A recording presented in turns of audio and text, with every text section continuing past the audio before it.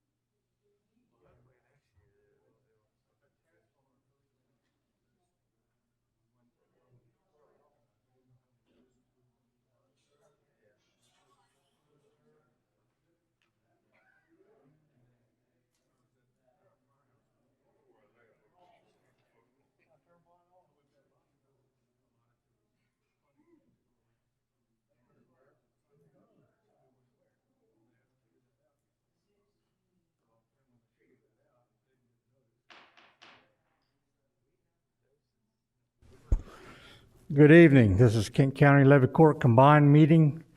This is Kent County Administrative Complex, 555 Bay Road, Dover, Delaware, 19901. This is Tuesday, January 12th, 2021. Levy Court Chamber, room 203.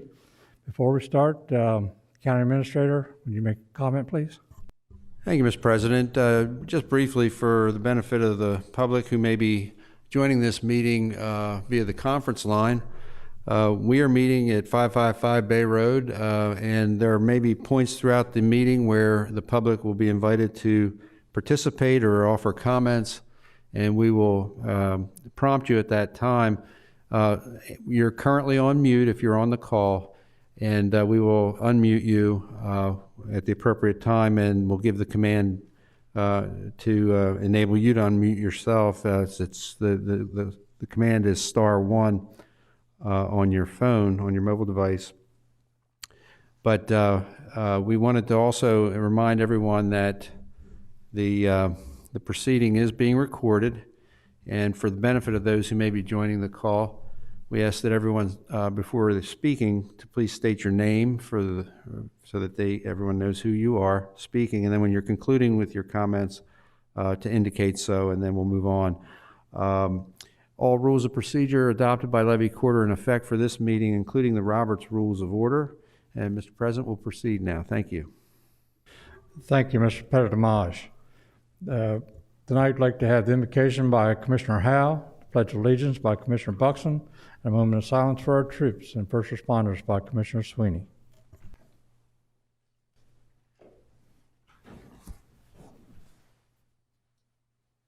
Heavenly Father, we thank you for being with us tonight. We pray that you give us guidance in all of our judgments and procedures tonight. In your name we pray. Amen. I pledge allegiance to the flag of the United States of America and to the republic for which it stands, one nation, under God, indivisible, with liberty and justice for all. Please remain standing for a moment of silence to honor our military members, law enforcement officers, firefighters, and paramedics, and other first responders who have lost their lives in the line of duty, protecting and fighting for our freedoms.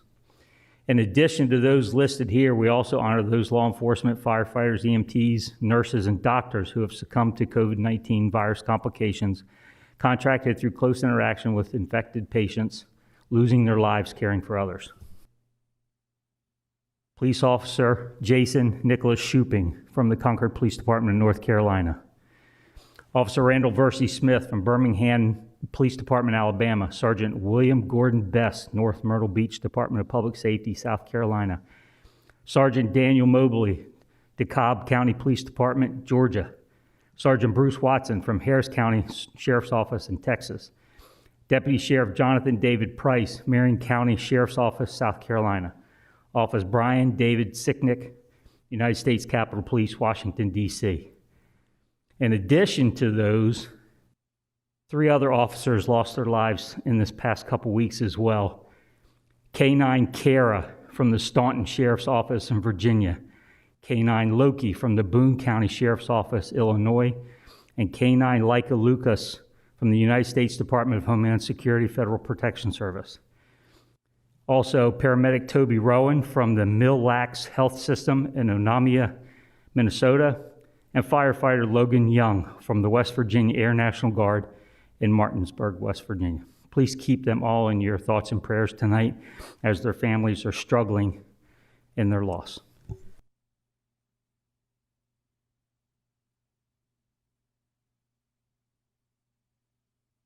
Thank you.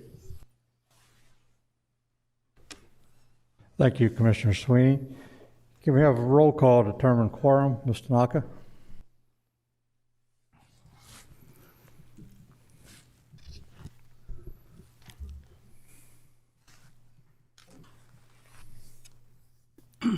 Mr. Angel, Present. Mr. Buxton, Present. Mr. Hall, Present. Mr. Howell, Here. Mrs. Maston, Present. Mr. Sweeney, Here. Mr. Pepper. Here. Mr. President, roll call reveals 7 present. Thank you. We do have quorum. Need a motion for the adoption of the agenda. So moved, Mr. President. Second. Got a motion by Commissioner Angel, second by Mr. Maston. Commissioner Maston, forgive me, it's going to take me a while to get used to that. Second by Commissioner Maston. To adopt the agenda, Mr. Naka, can we have a roll call, please? Mr. Angel, Yes. Mr. Buxton, Yes. Mr. Hall, Yes. Mr. Howell, Yes. Mrs. Maston, Yes. Mr. Sweeney, Yes. Mr. Pepper. Yes. Mr. President, roll call reveals 7 yeas. Thank you. The motion reveals the adoption of the agenda has been approved. I need approval of Levy Court business meeting minutes of Tuesday, December 8th, 2020. So moved, Mr. President. Second.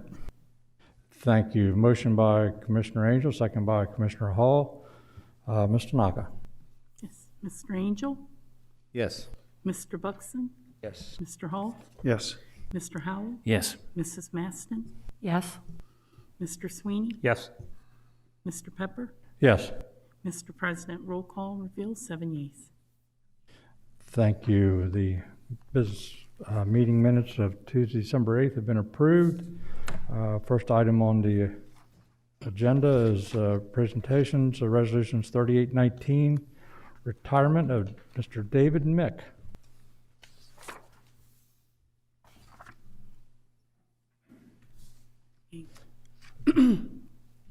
Mr. Aquarella Resolution. here? Want me? Lori, go ahead. Resolution 3819, retirement of David A. Mick.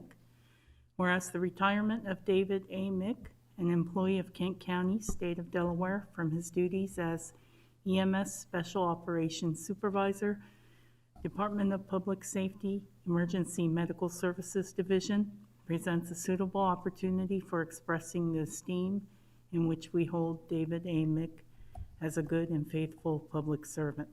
Therefore, be it resolved that the County of Kent express its warmest appreciation and thanks to David A. Mick for the able and loyal manner in which he performed his public duties. Be it further resolved that this resolution be his evidence of a right to the pension provided by the Kent County Employees Retirement Program, and that this resolution be and hereby is incorporated into the official minutes of the January 12, 2021 meeting of the Kent County Levy Court.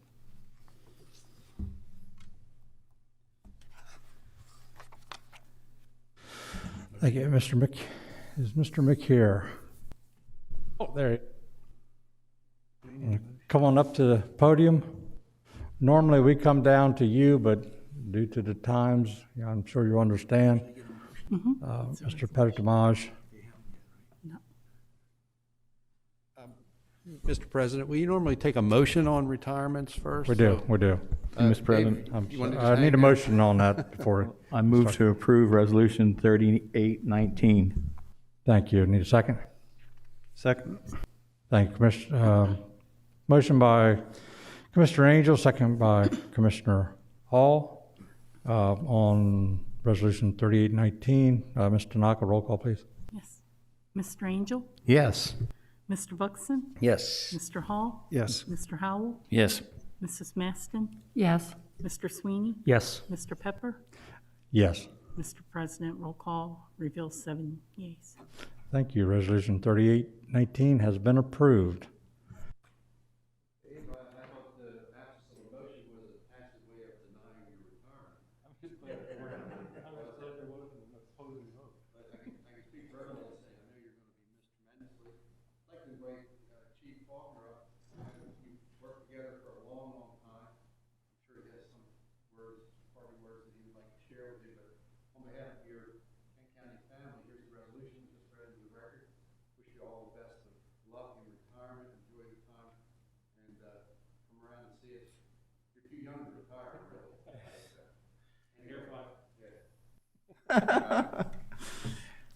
Thank you, Mr. Pettitomage. Yeah, I do have a few things that I'd like to say. And first off, back at our building in our conference room, there's a picture of a group of young paramedics, and I believe it's the first graduating class of when we went to a statewide system.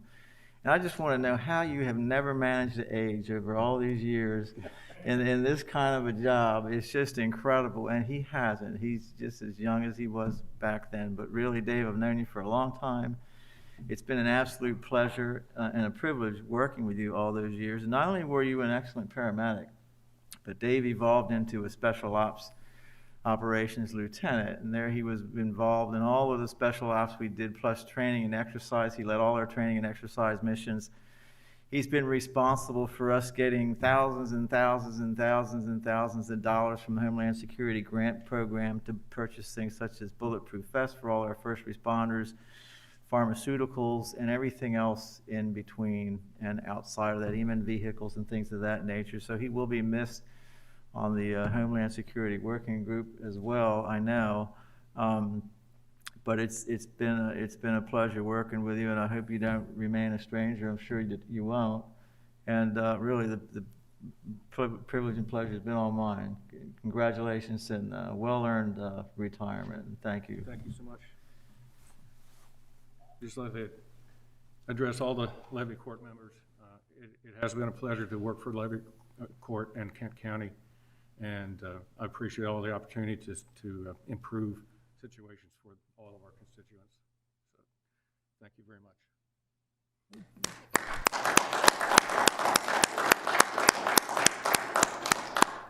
much. Thank you, David. Any commissioner want to make any comments before he escapes out the door? Mr. Angel? Yes. David, you know, there's an old saying, you're only half gray, so you're only half retired. You know, you still have hair. Half of it's still colored. So you still have a long way to go, sir. If you do decide to come back, we would definitely welcome you back. It's going to be definitely a difference with your absence. I know Colin Faulkner, you know, says a lot of good things about you, and so do your staff that work with you. Thank you for keeping us in the limelight for what you do and saving people's lives. Thank you. Any other commissioners? Commissioner Buxton. I appreciate your service. It speaks volumes what you've done for the county. Wish you all the best in your retirement, but I didn't want you to leave without saying that, you know, job well done, and thank you very much on behalf of the county. Thank you. Any other commissioners? David, thank you for all the work you've done for the citizens of Kent County. We certainly do appreciate it. And I just want you to take time to smell the roses. I'm sure someone as young as you has probably got plans to move on somewhere else, do something else, but take time to smell the roses, enjoy the family, and just take care of yourself. We really do appreciate everything you've done for us. Thank you. Thank you.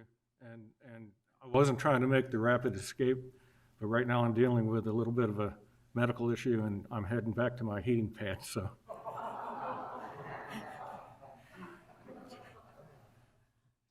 Don't mean to whine, but that's the deal. So. Best of luck to you on that. Mr. President, separate from this, if I may ask for a favor, if I had the opportunity, I would have added this to the presentations, but I think if you trust me on this, you'll understand where I'm headed. Got a good story for you. It's a good one, so pay attention. It's about adversity. It's about toughness. It's a story about triumph. So it's a very good story. It's about a person who got in a fight with cancer last year. Special space in my heart, and I'm sure some of you. It's about 16 successful treatments ending today. With an outstanding person who never missed a Levy Court meeting. Think about that. At a time and day and age when it's easy to check out early, never missed. Why does it matter? Because I learned today, you know, they get that bell ceremony. Opportunity wasn't afforded to this individual. I don't know if we have a bell, but at a minimum, the least we can do is rise out of our seats, because that young lady, Brenda Wooten, is an outstanding, hammer tough individual, and I say congratulations, young lady.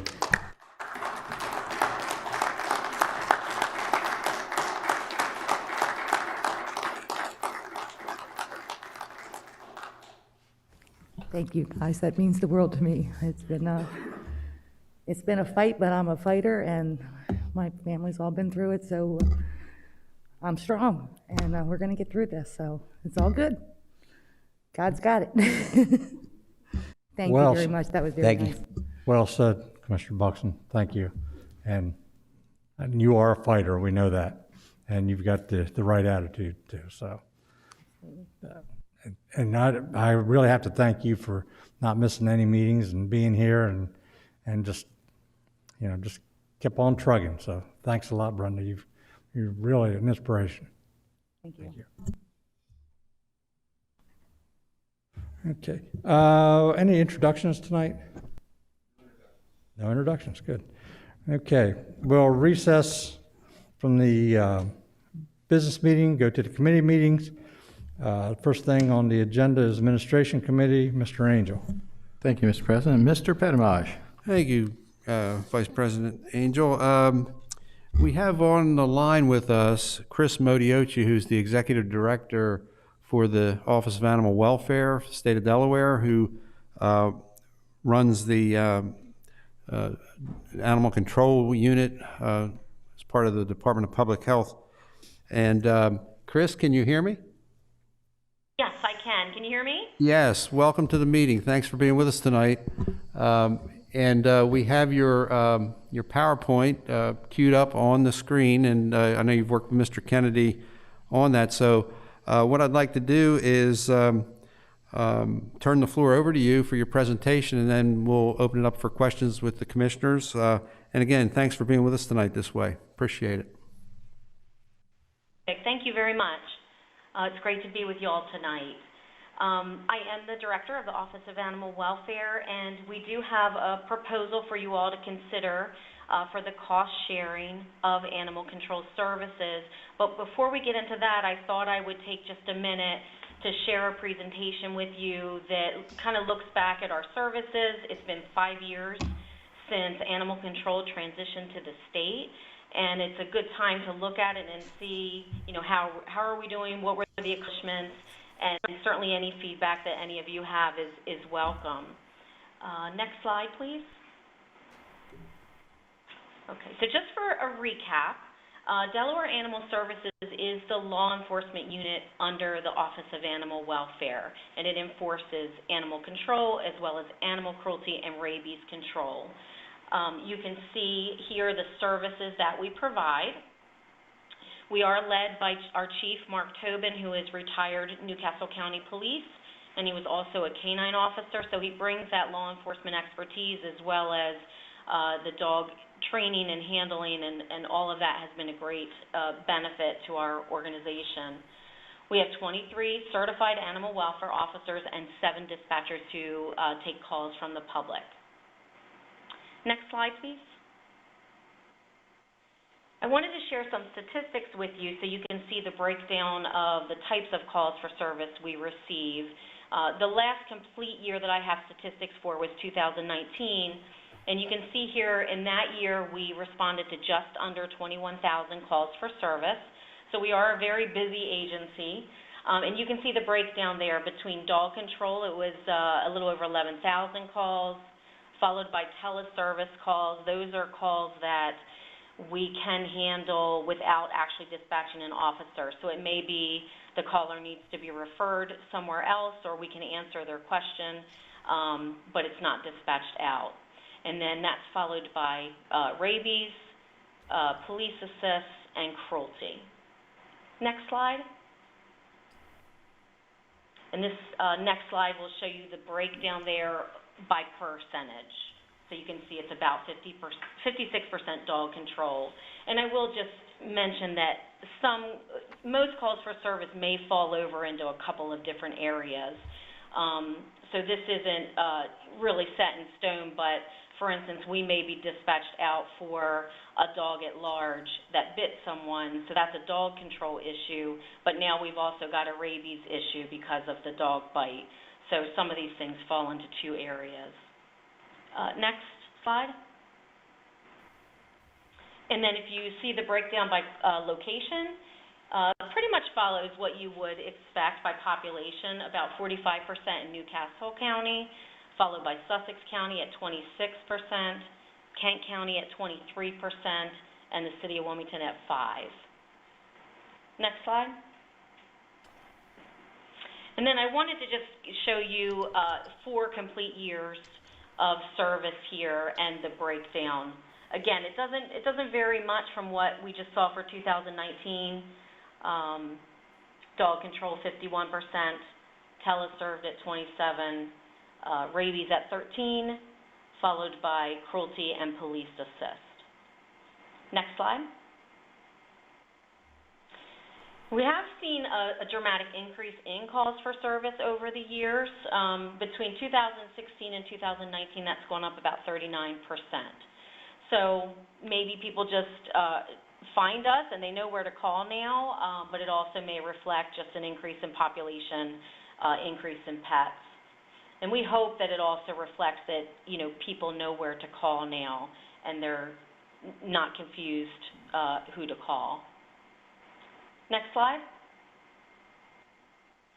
Some of the other services I wanted to make you aware of that go hand in hand with the animal control. We also oversee the Animal Welfare Officer Certification Program. This is something that did not exist 5 years ago, and it was one of the things that our office was tasked with, was creating a standardized minimum level of training for animal welfare officers who are out there enforcing the law, and making sure that that's standardized across the state. And this was something that we heard from the public really loud and clear, that they wanted to see animal welfare officers have some level of training and to bring that profession up. So we're proud to be able to do that. We also added cats, seriously endangered or injured cats, to the types of calls that we will respond to. So if there's a cat that's hit by a car or a kitten that's fallen in a storm drain or something like that, then we will respond out to assist. We also do disaster response, and I'm not sure if everyone's aware of that. So we work hand in hand with DEMA, with the Red Cross, with the Division of Public Health, Office of Preparedness, and county emergency managers, and we handle the pet portion of a response. So if an evacuation shelter needs to be set up, we would manage the pet portion of that. Constituent relations is something I just wanted to make sure you all were aware of. We handle calls, daily, weekly from the public, but if you get questions from constituents and you're not sure where to send them or how to answer, they can certainly call us and we will get them an answer, and you can also reach out to me as well if you need assistance with something. And then we always work on legislative initiatives to bring forward better public safety and animal protection. So every year there's something we're working on with the legislator to better protect animals and the public. And then the Lost and Found Pet Registry is something we put in place. It is Excuse me, we have a commissioner has a question for you while you're still on the slide. Hey, Chris, it's Jody Sweeney. I have a question about cats. So as you're running down through all the services that OAW takes care of and manages and responds to, can you just share with us and with any public that are listening what the breakdown of agencies who respond to other animal issues? Because obviously, sure, wild animals, I see in one of the previous slides you had a police action that was the same color as farm animals, domestic animals at large. So I didn't know if that was the same thing, but there's a sure. huge a lot of confusion out there about who to call. I have one right now for a fox there are two foxes that have mange in a small community. Yeah, so I can tell you who the agencies are. So for wildlife, it is DENREC. However, they do not routinely come out for injured wildlife or an animal with mange. It's something that they don't do. So it's really not a service that is provided currently, but they are the wildlife agency. Agricultural animals are handled by the Department of Agriculture. So if there's livestock at large, that's gotten out of a pen or something, that would be Department of Agriculture.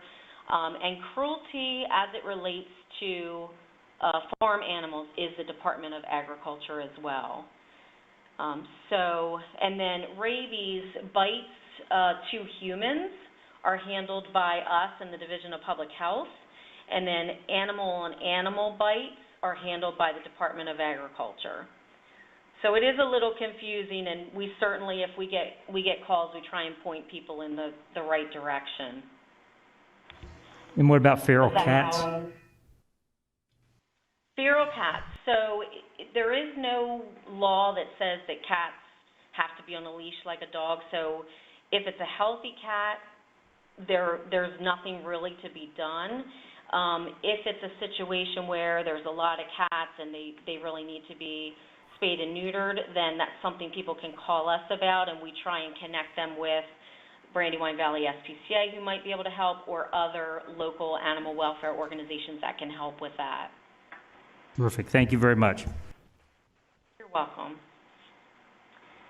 Okay, and the Lost and Found Pet Registry, I just wanted to make you aware of. If you go to the next slide, we have a website that we set up, animalservices.delaware.gov, and this has a lot of information about our services. People can make a non-emergency complaint online, but it also has this Lost and Found registry. So if someone loses a pet, they can look here and see if we've picked it up. We will post it immediately when we get it, but it's also a resource for the community. If someone's lost or found a pet, they can post it here. Next slide. And I did want to mention also the shelter services, which I think have drastically improved with our shelter partner. As most of you know, we handle the enforcement, but we contract with a shelter to care for the animals, and that vendor right now is Brandywine Valley SPCA. They have been our vendor since the beginning, and they've really done an outstanding job. They now have a shelter facility in every county, which I know that was missing for a while in Kent County, and so happy to have the shelter there on Horse Pond Road to service the community. If a pet is found, it's taken there right within the county, and then they offer a lot of other services as well. The return to owner rate is 60% for dogs, which is an excellent rate. And positive outcomes, 94% of the animals have a positive outcome, and that's a very good percentage, so we're really proud of that. You can see the length of stay. On average, dogs stay 15 days, and on average, cats stay 18. And that average takes into account everything from a dog that may have come in and gone home with its owner the next day to a cruelty case where animals might be in the shelter for several months. So to have those rates is really excellent. And then the additional community services that they provide, you know, a lot of low-cost services. They have been doing more and more of these pet food distributions as families are really struggling even more now with, you know, COVID and unemployment. This has been something that they've focused on, and they've also gotten a grant to help pet owners be able to keep their pets even though they might be facing some financial hardship. So they really go above and beyond, and I hope you all are happy with their services as well. Next slide. So that's just a summary, quick summary of what we do and some statistics. So I think now that it's been 5 years, you know, we need to reflect back and see how we're doing. You know, from my standpoint and from what we see, we think this model, the statewide model, is working. It has been a success. And I've listed some of the reasons for that. I think one of the primary reasons is there's a lot less confusion. There's one agency to go to for for companion animals, and you will be able to get answers to your questions. Everybody may not always like the answer they get, but at least they'll be able to get some information, and we will help wherever we can. There's also the equitable distribution of costs, which we'll talk about. Better outcomes for animals, which is, you know, a huge accomplishment. More services for our residents. The consistent enforcement statewide, which we talked about. I think increased professionalism and credibility, and really just the stability of a state office versus a nonprofit organization. Next slide. And then some of the risks and challenges. Staffing is a challenge.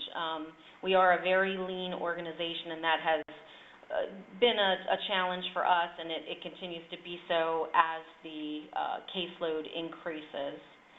And then also the sheltering contract. I mean, we have a great relationship with Brandywine Valley SPCA, but anytime you have one shelter or one or two bidders, you're at risk there a little bit. There's limited competition, but I think some of that is just the nature of it. And like I said, we have been very happy and very fortunate there. So that's the end of that presentation. I'm going to stop. I don't know if there's any other questions or comments or feedback for us. Mr. Bedmarsh. Thank you, Mr. Angel. Before I turn the floor back to you, and thank you, Chris, for the presentation. Wanted to just let the commissioners know that Chris had a similar meeting with the 3 counties and the city of Wilmington. The 4 of us to get together provide funding toward this effort of the Office of Animal Welfare. And some of you will recall the period of time, it was 5 years, when the counties were responsible for dog control and dog licensing. And it was an unqualified problem. I'll use that word. And it was just wrought with all sorts of problems, dissatisfied constituents. Some of you who were here a while remember the days when we had a group of people coming here regularly to complain about the contracted service that we had. And it was just a topsy-turvy 5 years. We were issuing dog licenses out of the Levy Court office for a while.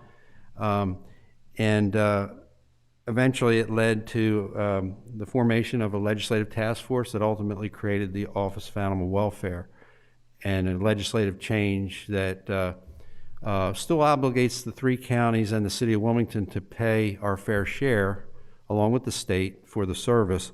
But I'm sure you all agree with me, particularly those of you who were around back between 2010 and 15, that this model is so much better than what we had. It is light years better than what we had.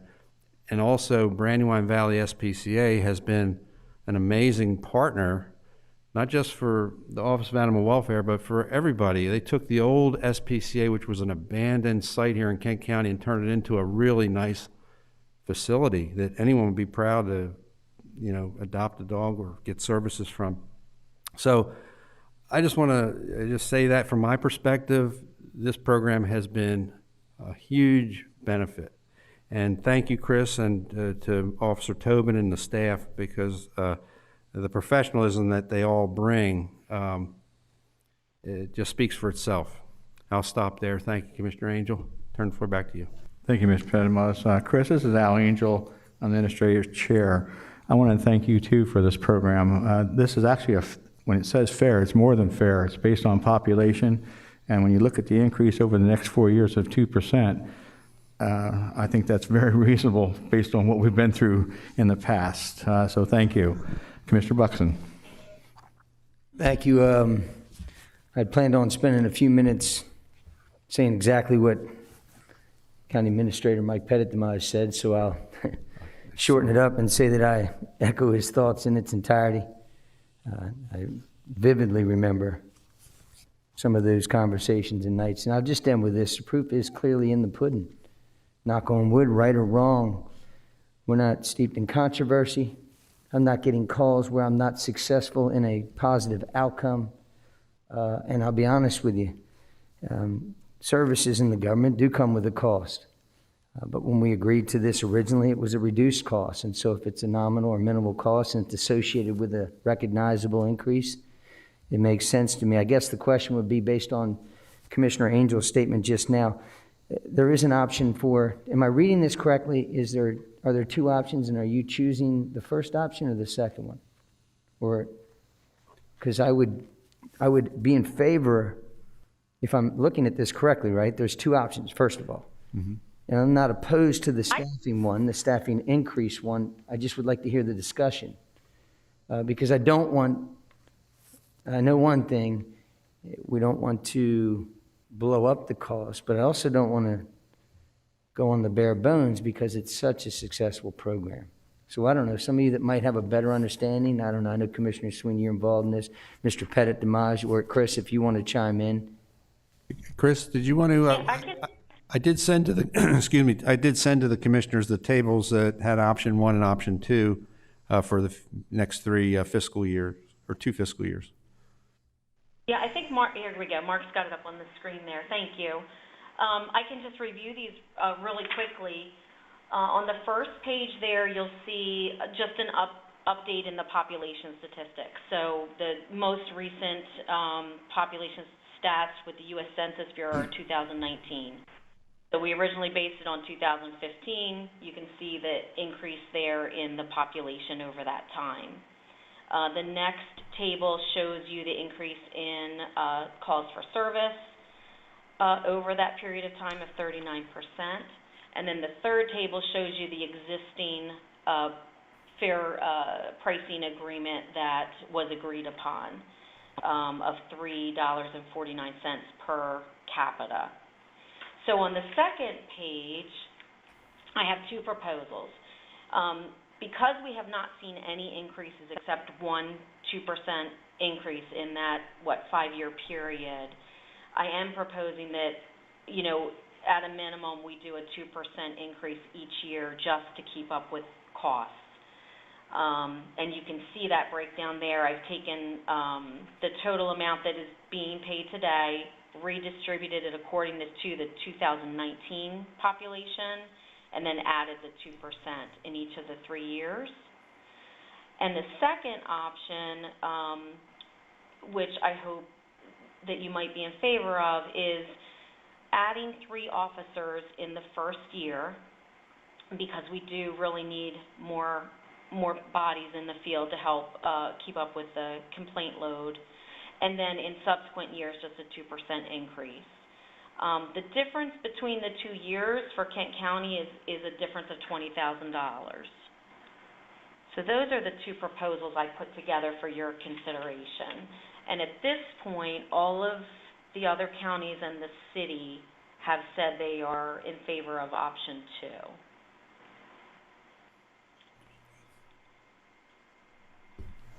2. Mr. Buckland? And I appreciate the clarification, so I think it's worthy of at least a discussion. I think it's important that the other jurisdictions have agreed to it. I'm never a big fan of tying on to a guaranteed. So my question, and I'm not opposed to it either, but I'm just throwing it out there for conversation.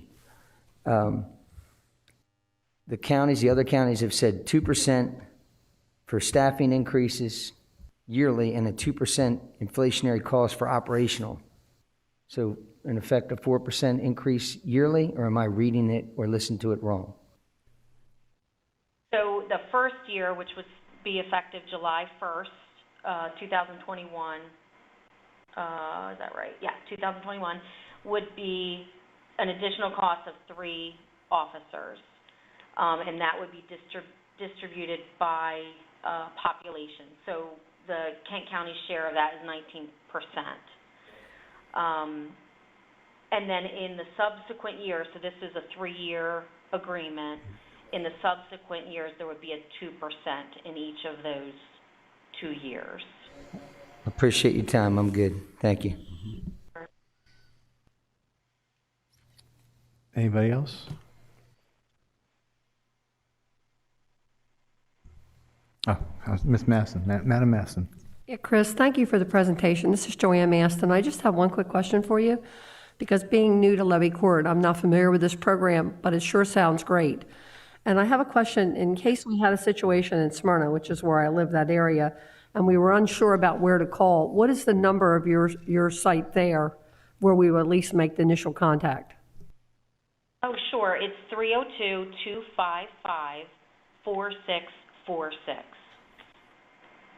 And that's the 24-hour number. So we answer that even at night, but we'll only dispatch for emergencies in the evening. Okay, thank you. Mm-hmm. Thank you.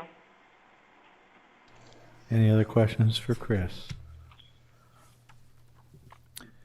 Okay, Mr. Pendermage, because this is a contractual thing that we're going to be doing, is this coming up later for a vote, or this is for information?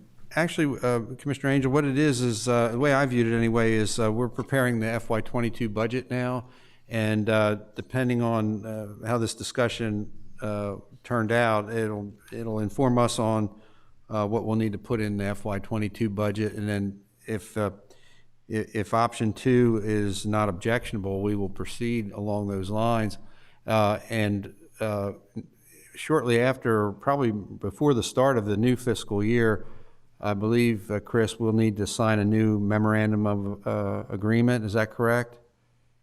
Yes, we can start preparing those as soon as you like. And those documents, or that document, will have the actual amounts that we're agreeing to pay for this period, this 3-year cycle. Correct. It'll outline the services and then the cost, or what you'd be paying. So should I do a consensus then for option 2? Is what you're asking me for? Yeah, I think we could move that, yeah. Okay. Any other questions? Okay, option 2, show of hands. 7 up. Okay, sir. All right. Thank you, Chris. Again, Chris, thank you very much for being with us, and keep up the great work. Thank you. Thank you. I appreciate it. Have a good night. Night. Okay, Mr. Pendermage, winter retreat. Yes, thank you, Commissioner Angel. a few weeks back, actually a little before the holidays, the topic of a winter retreat came up. And as most all of you, I imagine, know by now, we used to have a winter retreat many years running. The last time we had one was 3 years ago. It was decided that we would not have a retreat anymore for a while there. But anyway, we're now preparing for a winter retreat, and we settled on the date of February 20th. It'll be a Saturday, and we'll meet here at the county building. And I think because of the current limitations on space and that sort of thing, we probably will opt to meet in this room, and similar to the way we're set up right now. And thank you, Mark. We have good visuals in here for slides and all that sort of thing, and plenty of space for our staff to space out in the audience. And because it is a Levy Court meeting, it's open to the public also. So we'll have guard service that day. But I wanted to go over with you, soon after it was decided that we would have a winter retreat, I did send a communication out to the commissioners asking for any specific topics that you wanted to have discussed or covered, included. And we got a good response. And I think we need to winnow down the list of things that we could devote time to in a one-day retreat. And I want basically your help in doing that. They're all worthy topics. None of them, are not worthy of some level of consideration here, but some may be considered more significant, longer range, bigger budgets involved, that sort of thing. A lot of different ways to view these topics, but some of them will take longer discussion as well. So I would suggest to you that if we can look at them judiciously and decide which ones are worthy of our time on a Saturday more so than others, and then some of the other ones we can either deal with them through this process, bring them forward in a committee meeting at a later date, or if Levy Court so chooses, another retreat some date in the future, several months from February. But I put a few slides together, which, and also in the memo that was sent to you, I basically laid out a framework, and I listed all the topics that I had received through the preparation of this memorandum. Since then, I've received I think 3 or 4 additional topics after this was out. So, and I've tried to fold them into what I'm going to show you. It's going to look a little different, but it's somewhat like my recommendation to you. It's not etched in stone. I just want to get the discussion going so we can really narrow down the scope for the 20th of February. So basic framework is that the day would be structured in essentially 3 segments. There would be a review of active projects that we're currently working on or about to work on, and some of the topics that were offered in the memo that I sent you as topics for discussion, I've shifted up into this section because some of them were already in the works or about ready to start. For instance, the property reassessment, we've been talking about that. And in fact, we now have a draft RFP that, remember, we hired a consultant to prepare. Susan and I sat down today to review it. And we have a little bit of work to do before we can release it, but we're heading in that direction for seeking reassessment services. The second item, the county website, you already budgeted for that. It spanned 2 budget cycles. We have $60,000 in the capital budget for a new website, and it was slated as an FY21 project. That's this year. So we can kind of go over these things and other projects that are currently underway.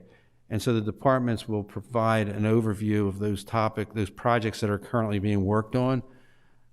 Budgeting about 2 hours for that process there, Q&A and all that. And then a real centerpiece of every retreat we've held has been the review of the financial condition of the county. And Susan and her staff will provide a comprehensive overview of that. And that's the second segment. And that really is a primer for the budget, gets you thinking about the finances for the county, where we are, what our reserves look like, what are some of the future costs coming down the pike.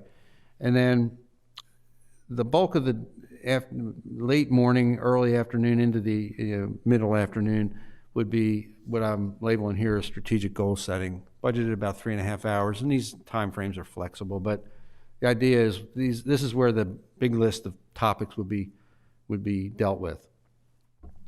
Hard to see, but basically what I did was I took some of the items that were listed, the 17 items that were listed in this memo, and I broke them off at 7 and said we should probably do the cut line at 7 topics for this strategic discussion. And so I listed the ones that seemed to have had some more significant discussion around them, or may take much more time to delve into. So in no particular order, these are not in priority order, but enterprise technology solutions. You all know that you've put money in the budget for several years to begin an overhaul of our what would some may call disparate data processing systems that our IT department makes work for us, but our goal has been the development of a selection and development growth of a enterprise solution that's fully integrated and that has modules that the county can customize and bring into to do our data management and all of our business practices and processes. So that's, and some of the subtopics there were topics that some of you threw out through your comments, such as a couple of you mentioned OpenGov or something like that for transparency and budgeting. A few others mentioned in their comments credit card processing. We're pursuing that now, but we can do more there. And and then hiring like a consultant to help us with this sort of thing in launching it. So threw that all together into one. There were really about 4 different comments that some of you offered, and I folded it into one. Broadband services. This has been a big topic. There's been a committee that's been working on this. Linda Parkowski has been involved in this from an economic development standpoint. Commissioner Sweeney's been involved with it from an IT standpoint. And I'm actually going to get briefed on this tomorrow. Linda's going to give me an overview of some of the committee's work and their recommendations. But she talked about it a little bit at leadership today and convinced leadership, I believe, that it should try to make this list of strategic topics if we can. Transportation Improvement District, something we've talked about a long time. We're now talking about it as part of our master plans for Little Heaven, South Frederica.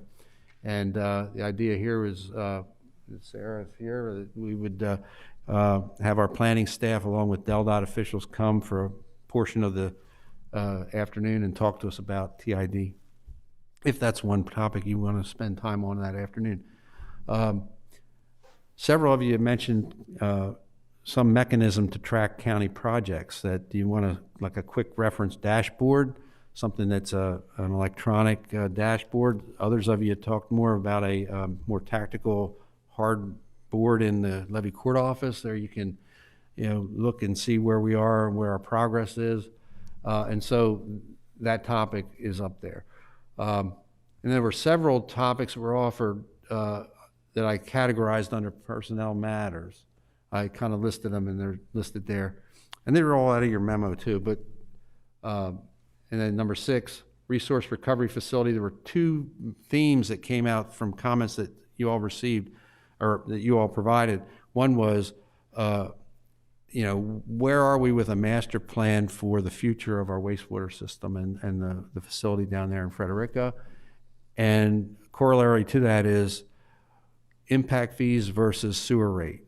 And why are we, where we are today? Is there, the commissioners need to have a better understanding of how we got to where we are, and is there, it's been several decades now that these have been in place. Is there time for adjustment, particularly on the impact fee side of things? And then 7, one of the comments that was offered was our interface with the General Assembly. And, at this time, basically it's handled at this level, at the staff level. If topics, we track what's going on at the General Assembly, but if there's topics that we need that are going to impact the county, we do that. but it sounded to me like there was interest in having a broader discussion about that and our lobbying effort, if you want to call it that, or our presence in relationship with our legislators. So anyway, there are 7 topics. They don't have to be those 7. But I'm suggesting that in order to economize our time and to be able to have a decent discussion around all the topics that we're going to deal with, we probably want to cut it off at about 7 or so. Now, the next slide I called the wild card slide. And these were the additional 8 that were listed here. And there were a couple of late entries, such as the last 2, the Goggin Manor House Museum and Homelessness Code Purple program. I dropped them in here. These are also topics, all 8 of them, that some or all of you have offered as topics. We can't possibly have a decent conversation on all of these plus the 7 we just looked at, so in one afternoon. But we may be able to pick up 1 or 2 more of these. Depends on how the day goes. If topics, if there's, they move along, we can draft in a few more. I'd be interested in knowing which of those you think would be. So I pick 2.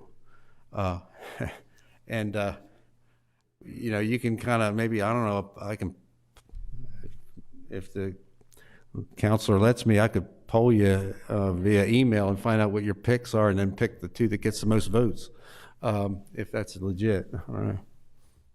Commissioner Buxton? Commissioner Buxton. Back to the other screen rather quickly. And I don't mean this in a negative way, it's actually a positive way, but maybe to free up space, and then I want you to coach me up on it.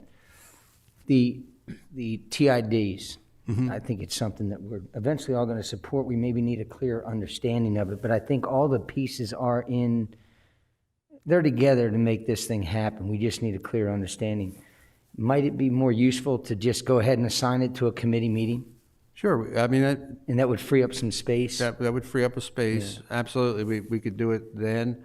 I don't want to take it off the board, and I don't want to speak if Ms. Kiefer wants to inject and say maybe we should leave it there, but I know I'm on board. I'm confident. I think the others are as they understand it. So what's left is just DelDOT and us. Might be a better committee meeting. So I don't know if there's no opposition. I wouldn't be opposed as the one, it's out of my committee to move that to an actual committee meeting and free up space. That's why. Well, Commissioner Buxton, I have no problem with, in fact, I was going to actually tonight, whatever we don't put on or get to, then we look at doing a June retreat before the summer break, because we'll be going into our new budget. We'll be knowing what's going on with legislature, hopefully in June. So that way we could still continue to have our say in for the winter, but look at the, like the parking lot, like Mike used to do before, just push it off until another time frame too, if we can't get it on the agenda for discussion like you just stated. So I just wanted to bring that topic up too, that it might be advantageous because we are moving forth and technology is changing so much that we may need to have a second retreat. Madam? Just one quick question. Fortunately, I just had a meeting with the row offices this evening since I was assigned that task. And one of the questions each one of the head people from the row offices asked, were they going to be included in this retreat?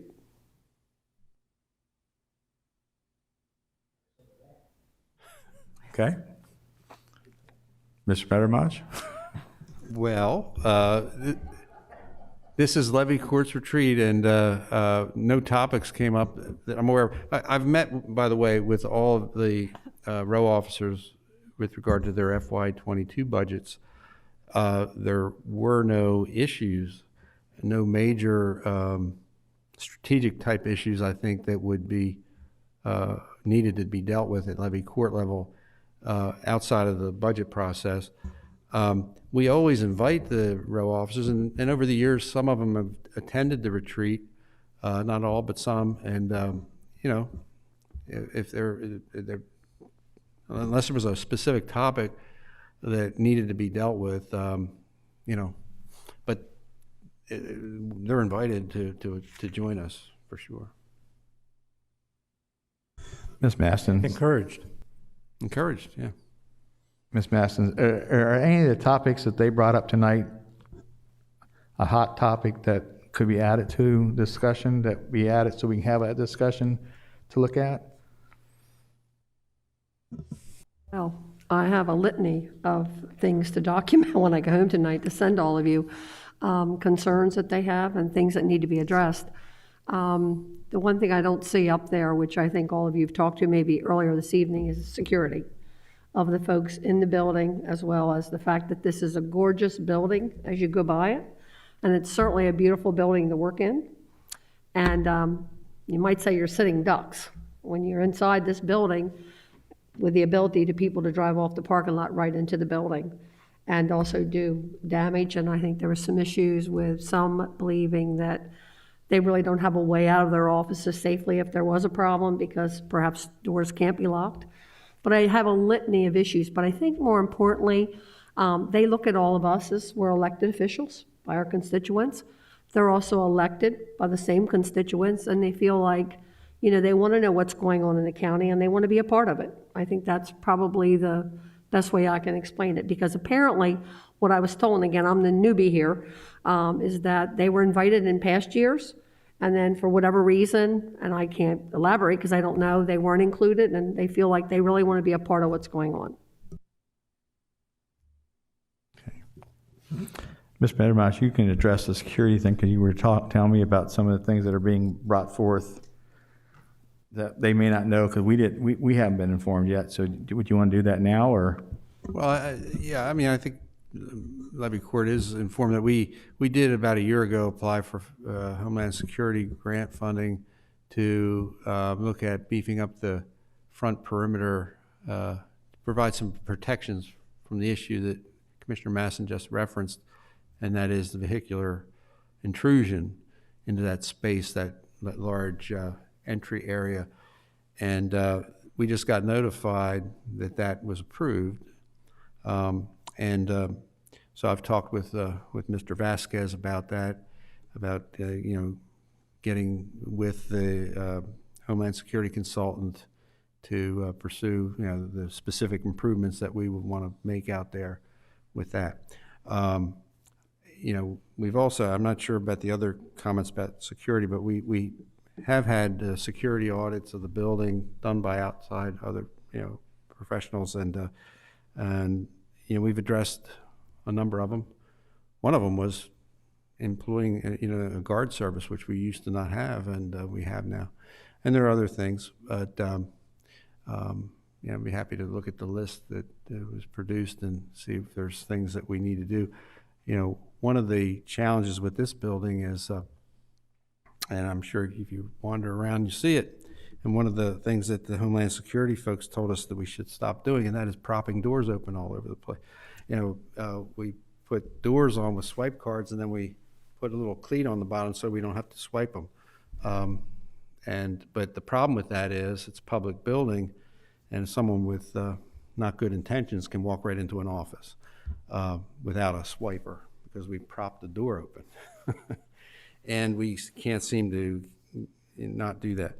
And there are other things, but it's not for, we haven't turned a blind eye to any of that. Thank you. That addresses one of the big questions I think they had was about the front of the building, right, Ms. Masson?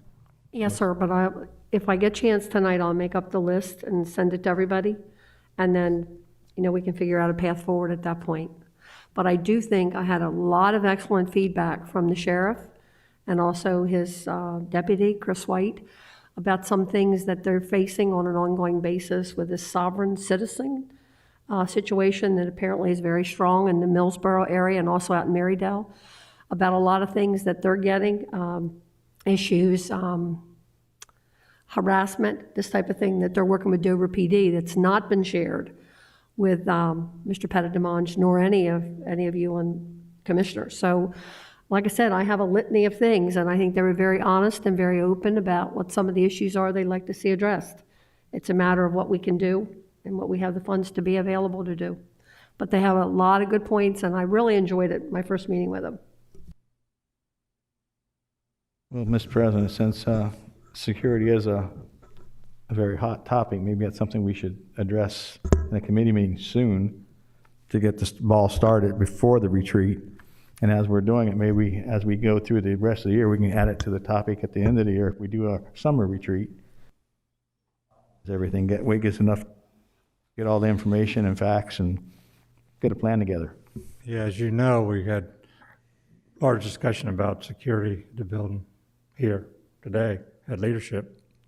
And, due to the situations that exist outside and everything, I think the security should be brought to the forefront and, reevaluated. We did a good thing by having the guard at the front door and utilizing the metal detectors. But as you and I both know, we've been talking about the further security of the front of the building for at least 10 years now. So, yeah. 14. Not to belabor the point, but I think what happened in Washington last week has made a lot of people, myself as well as a lot of employees here, really think about where they work, how they're working, and become more observant of maybe what's going on around you. Because I can bet you if I'd had this conversation last Monday with some of these folks, a lot of these items would have never come up. We had that discussion today too, Ms. Maston, about what happened in Washington and what possibly could happen on the 20th or this weekend. So it's on our minds. We are aware of it. Okay, so we'll start working on security as soon as possible then. Move it forth in a committee meeting, Mr. President? The security, or we're talking about for the, right now we're talking about the winter retreat, so we need to decide what we're going to do on that. Right, I understand. But I just didn't want to move on without that topic. We can put security on a future committee meeting and deal with it that way.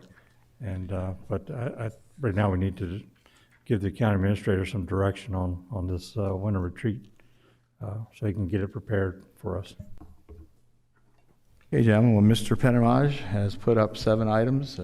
One is going to be pushed off, the TIP. And point of clarification, I would request that get pushed directly to the next available committee meeting if possible. Right. I'm talking about the thanks. retreat. So, Commissioner Howe. I had a quick question here on the draft framework. The Levy Court redistricting in 2021. Now, Yeah. come 20 February, how much are we going to know? How much is going to be established so that we could do something definitive? Yeah, let me back that up. I under my proposal here, I kind of moved it up under this early part because I think it's just one of many projects that you'll face this year. Now, I just heard today that another milestone date has been missed by the federal government, and that was to release the preliminary results of the census, and it hasn't been done yet. And it's not clear when that will happen. But basically what happens with every census is once the numbers are completed and the U.S. Census Bureau does their, work with the numbers, then they present them to the executive branch, and the executive branch will release them. And they're usually in what they call preliminary review form for a period of time, and it varies. There's no hard and fast rule on how long that will be. But then ultimately, they are declared final at some point by the president. And when that happens, that's when our statutory requirements start. Under the law, I was planning on kind of reviewing that with you on the retreat, just to kind of give you a little primer on what you're going to have to do once those numbers become final.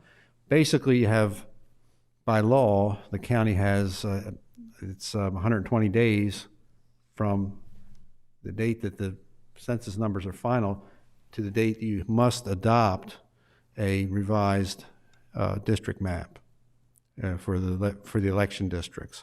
So that's basically it. So I was thinking about still having a brief discussion on it, just to prime you a little bit. And you're right, we don't know yet when those numbers are going to come out, but they're due to come out this year. And then Well, once and- that happens, that clock starts. Right, well, whenever we get the finalized information, and then we go through our own process where each one of us appoints somebody who is instrumental in the redistricting according to that which is established. I just want to make sure we don't get stuck in one of these situations again where we end up spending all kinds of time talking about something like this redistricting if we don't have the finalized information. That's what I want to avoid. Yeah.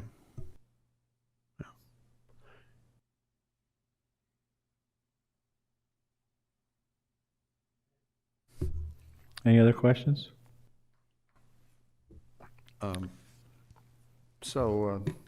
me just get on through to the last slide and we come back.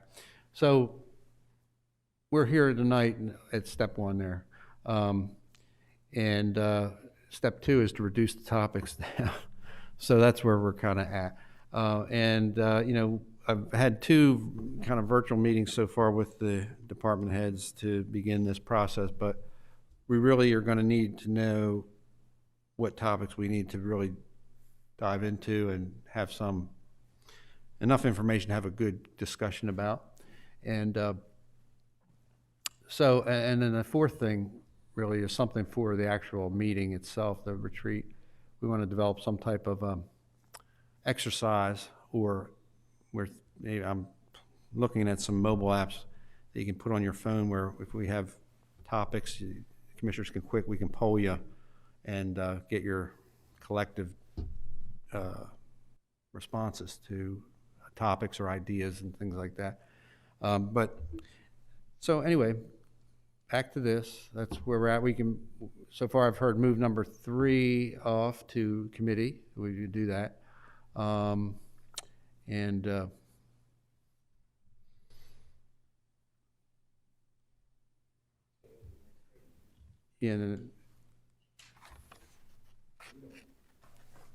Commissioner Buxton? No one says we have to add any more, but if we were, we'd like them to come from a maximum of 2 off of this page, Yeah, that would be helpful. if we decided to move any. Yeah. And again, those numbers 1 through 8 are not in any particular priority right now. They were just offered. That's how we listed them as they came in. Mr. Chairman. Mr. President? Maj, Yes. what time do you envision this ending? I mean, already with what you had there before, I think that was like 6 hours. So Yeah. Are you envisioning starting at 8 and ending 3 3? by 3, maybe before 3, but by 3, and with some time in there for lunch and stuff like that.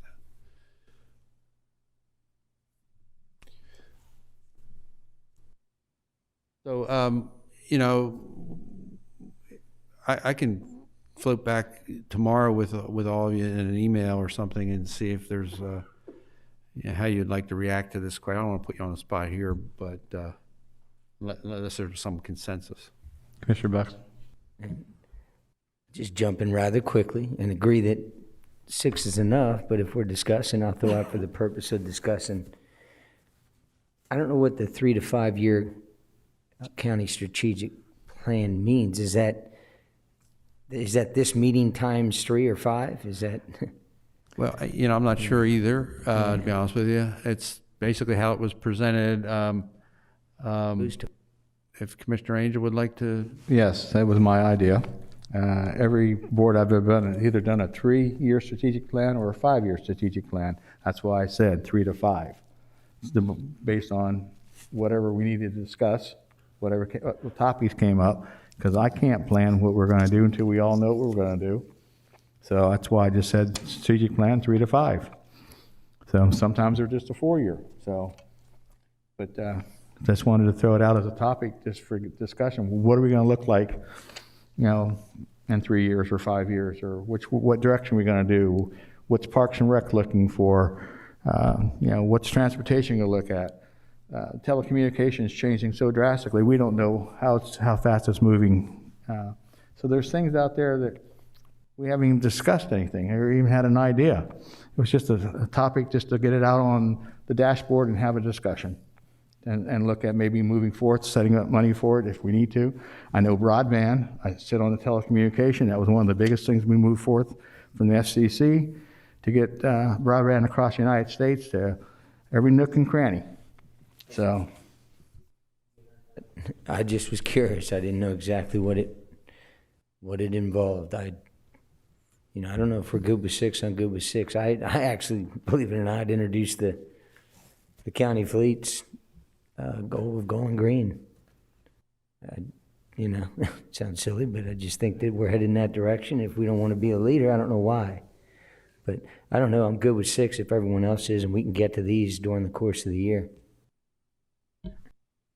Buddy's chiming in.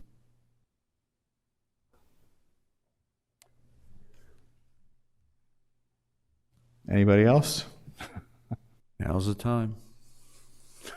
Mr. Hall? I just want to agree with Commissioner Buxton. I think we'll be lucky to get through 6 in 3 hours, and so we could assign these to committees and beat them up there, rather than try to tack these on and probably not get to them. Well, that's why I also proposed a second meeting in the summer, so before summer break. So that's something that we don't have to do this time, but at least we can know that there's interest in it to move forth. Commissioner Howe? Just quick question. Will this be Zoomable? Will this be Zoomable? Zoomable. Yeah.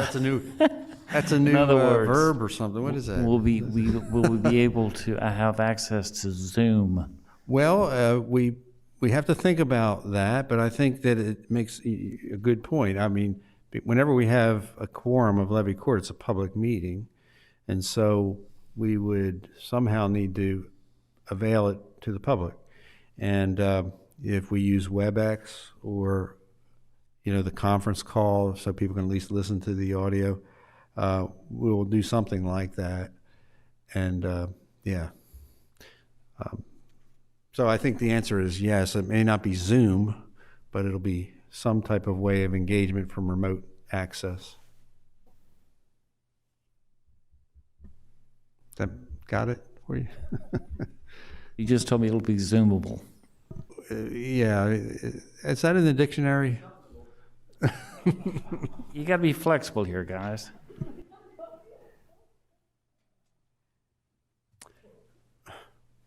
Thank you, Glenn. We needed that.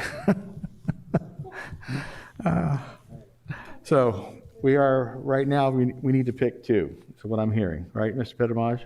Well, not necessarily. I think what we're hearing is that it sounds to me, at least hearing that 6 is a good number, and we have the 6. It seems like there's no objection to the 6 that were up there, and then the other items can be moved at minimum to future committee discussion. Sounds good to me, gentlemen. Ma'am? Sorry, I got used to that too.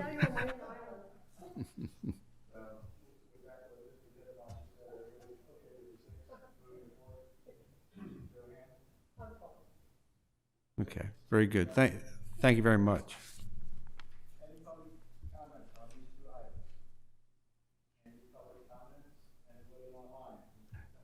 We do have a few callers online. If they wish to address either topic that was discussed in the committee, either the Animal Welfare Office proposal or the winter retreat, now's the time to do it. Press *1 and we can unmute your phone and bring you into the meeting.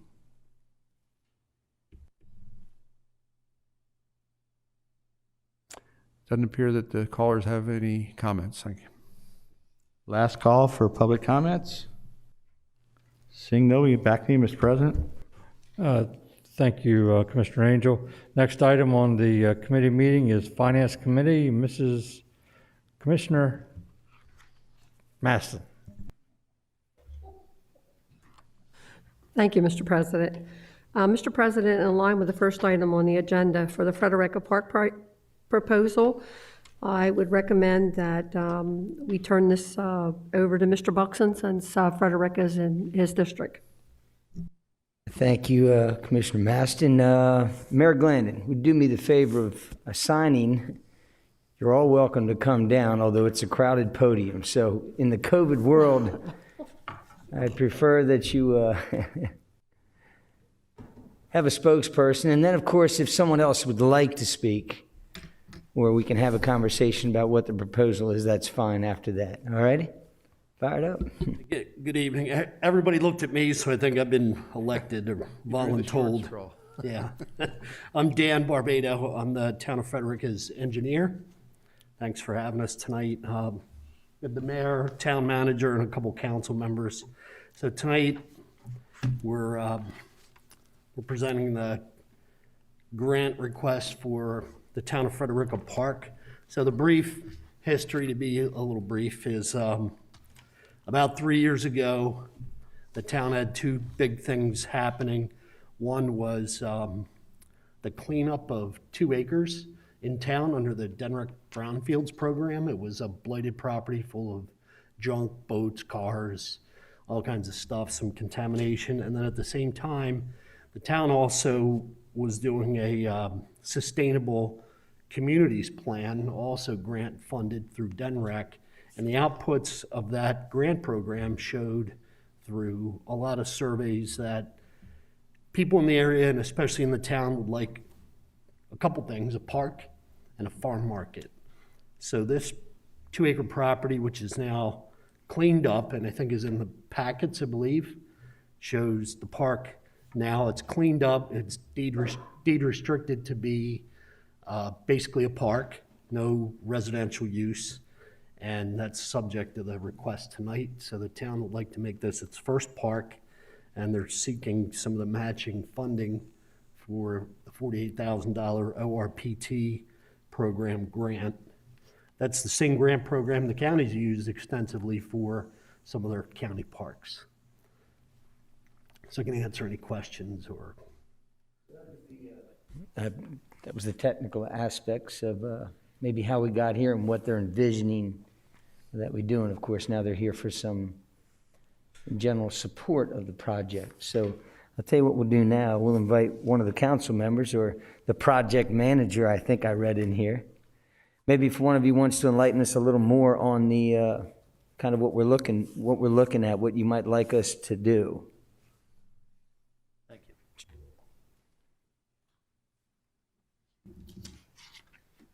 Good evening, Dustin Russell, Town of Frederica.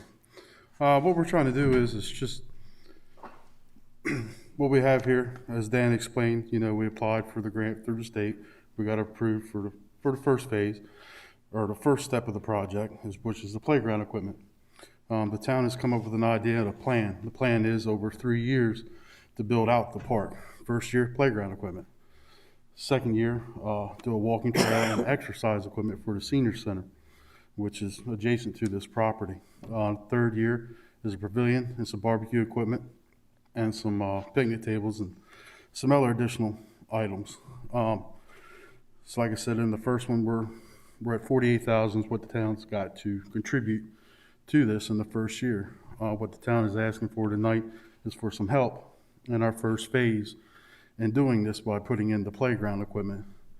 I've spoken with Commissioner Buxton a couple months ago about this idea, and we came up with an idea of, you know, maybe the first year we get some help from you guys, and then the second phase of our project, maybe we get a little bit more help, and so we can complete this project. Dustin, I appreciate you. I think you're an outstanding job. Maybe I can narrow it in as to why we're here. Obviously, you heard the word partner. One thing we can all agree on, the town of Frederica has been an advocate of ours, a partner of ours in the DE turf and our role that we've played. They have consistently been there for us, receptive and supportive of the concept. It's been a benefit to us and to them, I believe. And if you've been in and out of Frederica, not just the Pizza House, it's a neat town. And I think the council is doing a tremendous job of trying to think vision and long term. And I think this is a real positive step forward Now, as I have consistently done over time, I don't care if it's partnering to put a clock in or other, the one thing that I've always asked for as the commissioner when it's been presented to me in a committee, and that's the same thing I ask the town, is who are your partners? The one thing that I don't want the county to do is to get in the habit of fully funding projects on our own. We'll partner with you. The town of Frederica has hit a home run, as far as I can tell, with partnering. They've got a matching grant of almost 50 grand through the state that they're willing to then partner and then match, and they're just asking us to do something. So I think a fair ask, if their half is, they've asked, I think $20,000 is the number that I believe would be a fair number for a first phase. That means the town's putting in, $28,000 to cover their side of the expense. It's a big number. Now they might get extra partners. So I'd like two requests tonight to consider. The first one is, would we agree as a commission to the $20,000 grant in phase one? So if we're good there, and I'll go further than that in a second. I'm going to talk to you about a phase two that was just mentioned. This is a big project. It's a big project for the town. There's separate phases. You can do this two ways. They can come back for the second phase, or we can agree to a second phase funding of up to 10 grand in matching funds. Now, I don't know when you'll get to the second phase. It might be a year or two, right? It might be down the road. So there's the ask. Would you like them to come back and explain phase two, or would we be able to agree to a phase two funding when that comes, that they could draw on a matching grant of up to $10,000? It's still consistent. Commissioner Angel just said something about 20 in Little Creek. We all know about Little Creek, right? Set a pretty good bar for us to be here and make that ask. So there we are. Number one, I think we've got the number one phase done. What I'm looking for is direction on the secondary request. Can we, Commissioner Maston, and I don't mean to, I'm going to make a request that, because I'm more comfortable like this, I want to switch seats. The next meeting, I'd like to switch seats. And I'm serious about that. I really would. But anyway, the point I make is phase two an acceptable request? If not, just, you tell me. Commissioner Maston. Commissioner Buxton, I certainly have no problem with that. I understand the work it takes coming as mayor of Smyrna at one point in time to do park work, how hard it is to get that matching money and to do what's right for the community. So I have no support. I have no problem supporting money for phase one and phase two. Thank you. Well, yes, we've already done a town, Little Creek, to get their dog park up and running. And I believe it was 30,000, Mr. Pettermarsh? 35. Okay, so I have no problem matching what we've already done with one town to keep things equal. We all did that, and the only reason we did that was we found out that their budget, it would take a lot of years for them to save money because that was more than what they collect in their taxes for their own town. That's why we helped them out. And it's been very well used and very well needed, and it's been a good partnership, and I'm sure this will be too. So I have no problem going to the max of 35 also, because they're right down the street from where we're trying to add on, and economic development is going to be taking place, and I see it as a positive win-win. So that's my say.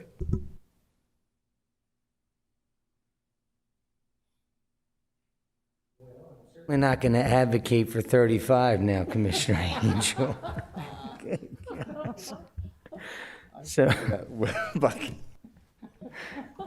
So I guess the proposal is $15,000 for phase two, but what we're looking for is a partnership, right? So we'd like you to demonstrate that you've, within reason, met that match. So I don't care if it's through your legislators or what have you in the phase two plan, that you've had a matching grant of up to $15,000. Okay? Sure. So to be clear, it's 20,000 in phase one and 15,000 for phase two.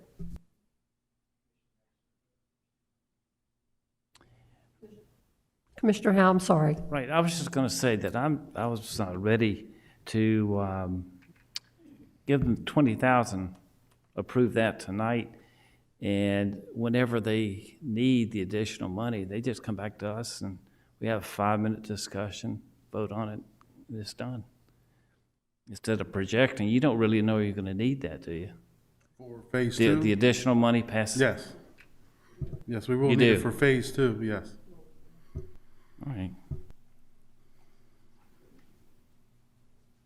Because in your packet, it shows, I think the first total project was like 180,000 to do everything. That's why we broke it down into 3 phases. Your first phase was 96,000, so that was in the first phase of the playground equipment. Then the second phase was the walking trail, and some exercise equipment for the senior center. That's somewhere here in the packet. I don't know that number off the top of my head, but there was money needed for the second phase along with the third phase. But the second phase pretty much wraps up everything but a little small pavilion. Does any other commissioners have any input? Commissioner Hall? I'm in favor of just making it as simple as possible. No need to come back and request it. Obviously, it's a great idea. Obviously, we have a history of approving such projects, so let's just, make it as expeditious as possible for the town. President Pepper? Yeah, I agree with Commissioner Hall and Commissioner Buxton. I mean, we already agreed here tonight what we're going to do. Why bring them back? Let's go ahead and bless the project and authorize the first 20,000. And then once they get to the second phase, they just need to let the county administrator know, and we'll go from there.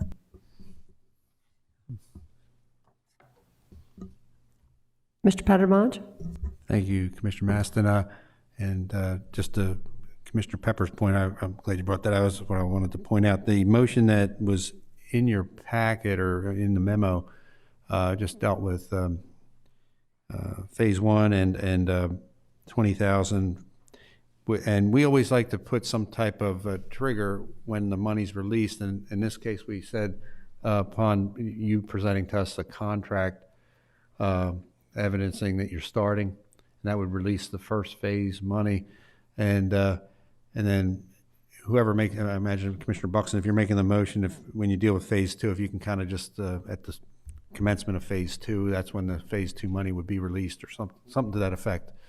But the other thing I just wanted, while I have the floor, is this project, and along with the other parks projects that we've supported through the Community Projects Assistance Fund, is exactly why we created that fund. We want to see these towns do these projects because they're great amenities, they're leveraging other monies that are available, and they're a source of town pride and all the rest. And it's just a really great thing. I'm glad to see you bringing this forward, so thank you. Thank you. Commissioner Angel? Thank you, Commissioner Maston. The only thing that we would add at the end, like we always do, is that we get a report back of where the money was spent so that we know where it went. That's what we did with the town of Little Creek. They came back and gave us where the money went. And so that's what we would ask for you to, so we're partnering the same thing, asking for the same thing like we do with everybody else.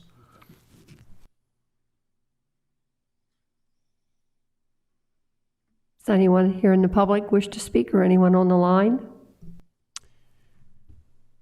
If any callers are on the line that wish to speak, press star one. We can bring you into the meeting.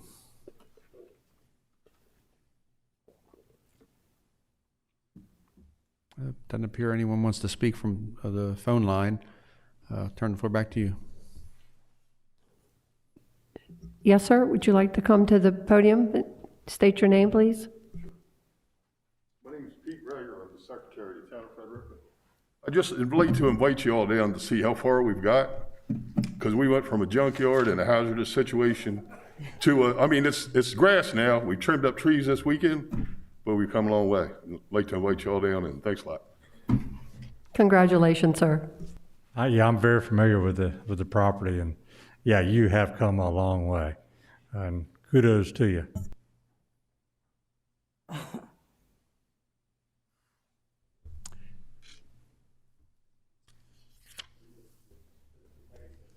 Okay, Mr.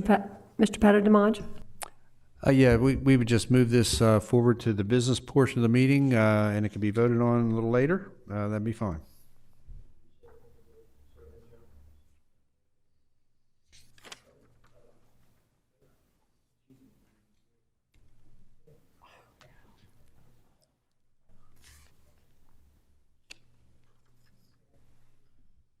So you adjourn that committee?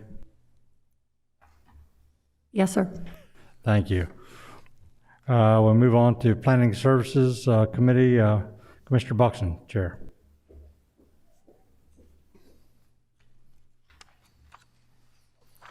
Thank you, Mr.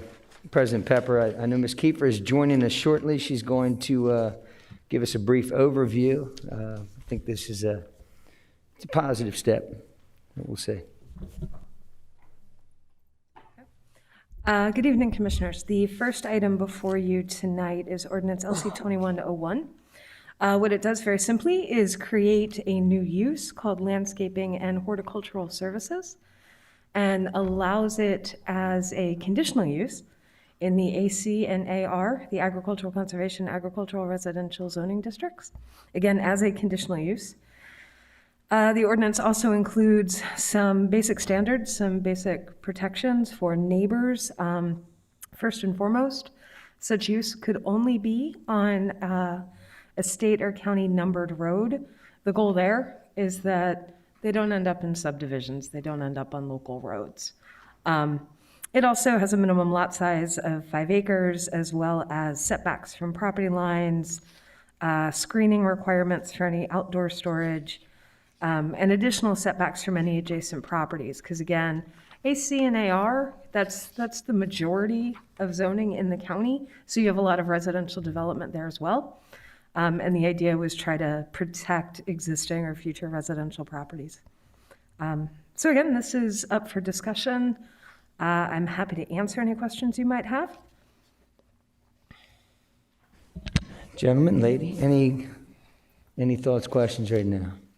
I can put one out there for you real quick because I'd like you to pay attention to this. This is, I don't think it's a big deal unless, of course, you're in this type of business and it's sort of more of an enabling situation. So it's a positive step.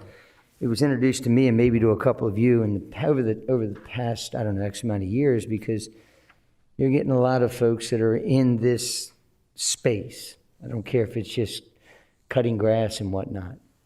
And they were having a difficult time maybe finding available space to kind of expand their business and store their equipment. That's really the biggest problem with some of these businesses. And so they looked outside the growth zone and were getting hung up. They just couldn't do it because you had to step through some big hoops, commercially speaking, requirements that the county, was asking them to go through. So that's how we got here. Let me put it out there. One of the things I thought was important, right? We want to keep them out of developments. That was never the intention. So we put them on county roads. We said 5 acres. The question I might have to you is 5 acres too much? Does it need to be? I mean, I don't want it to be 1 acre. I don't think I even want it to be 2, but is 5 too much? Could it be 3, 4? I don't know what you guys' thoughts are. And Ms. Kiefer is amenable to all of them. I mean, she's just giving me some guidance here. She's looking for guidance right now. There was no specific 5 acre number for a reason, was there? No, 10 acres seemed too big, 1 acre is too small, 5 acres, nice round number. I would suggest, and Commissioner Buxton and I had this conversation earlier today, when you're in areas that are effectively residentially zoned,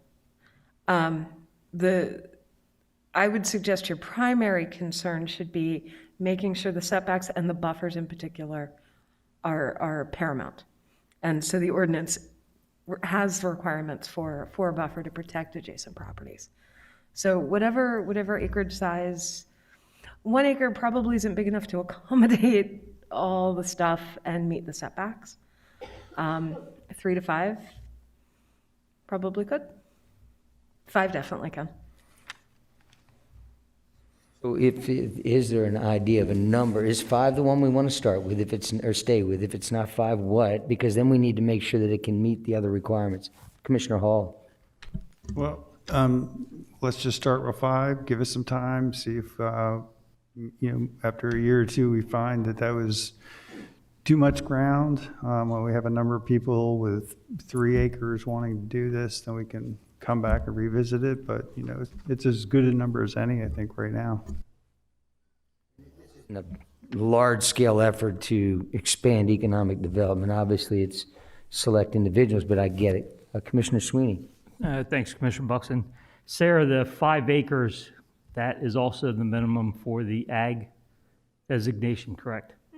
It is. So if it was 5 acres, they would be able to take advantage of the ag building permitting fees and... It's not an ag use. Well, that's true. It's a commercial use. Yep, okay, you're right, thanks. Thank you, Commissioner Buxton. Yeah, I think Mr. Hall's correct on the 5 acres too. That way it gives them enough to develop so you can't see it. If there's open space, they can put a ag building up to put it indoors, but it gives enough time and space for them to, I won't say hide it, but make it look decor in their neighborhood or their area. So I don't have a problem with 5 acres. 5's okay. All right. 5, there's no perfect number. The only other statement that I have on the backside, and it was out of I sent this ordinance to a couple individuals, just so they could weigh in a little bit, and these weren't folks that were wanting to take advantage of it. One of them indicated, on number 6, it says retail is prohibited. I think the text back was retail and commercial, because it sets them up in a competitive position, and I didn't understand what that meant in the text. I didn't send the text back, but do you know why commercial would be added in? It's a commercial use. I'm not sure why we would prohibit it. The idea of prohibiting retail is so it doesn't become a traffic generator. Become a traffic generator, right, in potentially a residential area.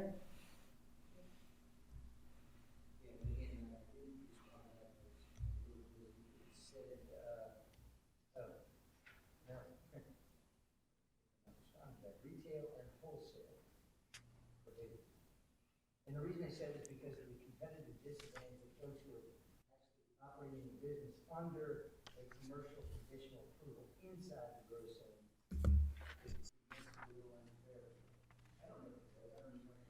So is the suggestion that not just retail would be prohibited, but wholesale would also be prohibited?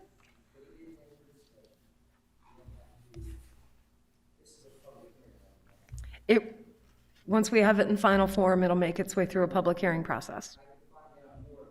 Find out more about this moving into that. Okay, and we've got some time before a public hearing, so we can continue sort of making some minor revisions before it gets introduced. What I want to do is facilitate, enable, almost on the folks, like I said, who need some tracts of land to store some equipment to operate a business within reason. Right, but what we don't want to also then do is set up a competitive disadvantage where folks who actually went through the approval process inside the growth zone, stepped through all the commercial development processes, are being disadvantaged. But I'm not saying I'm talking apples to apples, so I guess moving into the actual vote that night, let's take a look at what residential and wholesale combined mean, and if it's worth including wholesale. Maybe it isn't, okay? We've got some time. The Planning Commission actually isn't scheduled to meet in February. They don't have any applications. So we've got some time to keep talking about it before we do introduction and get on the schedule for March.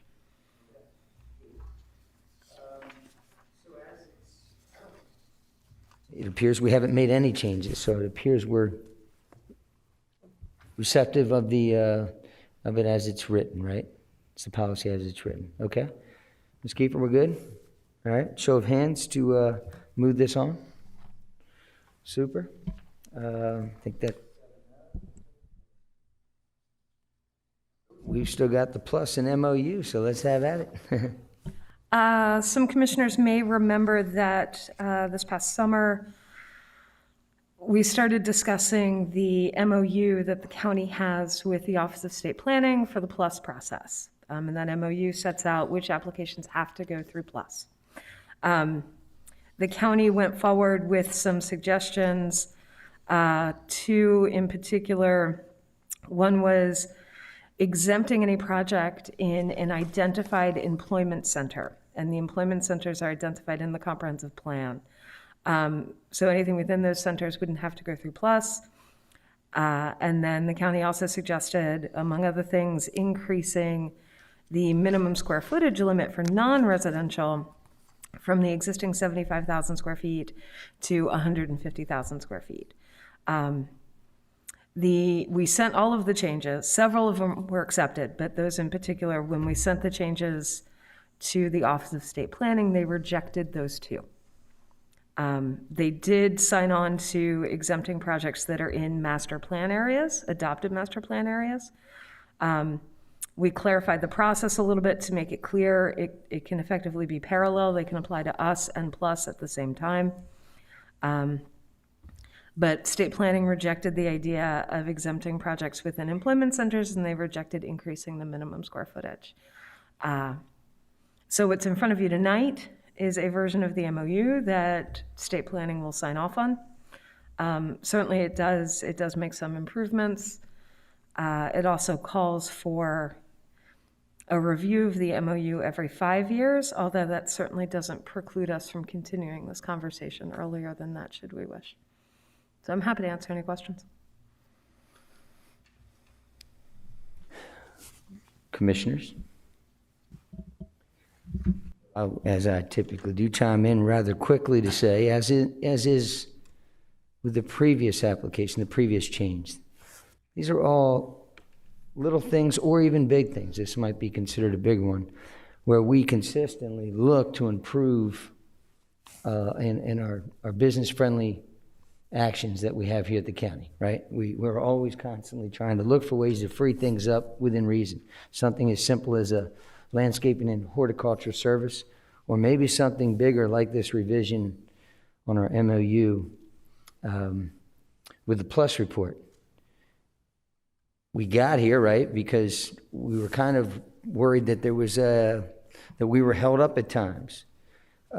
We pushed pretty hard with the state to kind of get some changes done. I give the state a little bit of credit. We acted pretty tough up here and raised our hands and said yes to all this, and then they kind of spanked our hand a little bit, and it is what it is. And they sent a few things back, but at the end of the day, we got some good things. The parallel existence matters to me, where we're not waiting for PLUS.